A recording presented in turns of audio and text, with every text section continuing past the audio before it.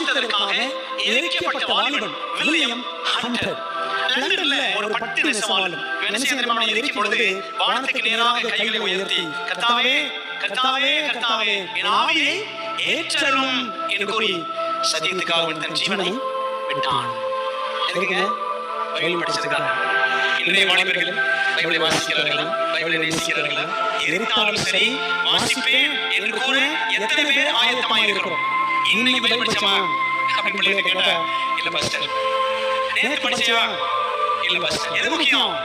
ஆண்டவர் வசனம் முக்கியம் இல்ல. பெரியவங்களும் சரி, சின்ன பிள்ளைகளும் சரி, அநேக நேரங்களில் நாம் உணர்வது இல்லை.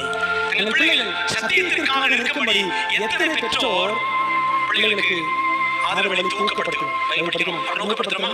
பெற்றோர்கள் பிள்ளைகளுக்கு ஆயிரக்கணக்கில் மொபைல் போன் வாங்கி கொடுக்க ரெடியா இருக்கும். ஆனா பைபிளுடைய முக்கியத்துவத்தை பிள்ளைகளுக்கு சொல்லிக் கொடுக்குறோமா? எத்தனை பெற்றோர் நீ பைபிள் படிச்சாலும் சோழ எத்தனை பேர் ஃபாலோ பண்ணீங்க?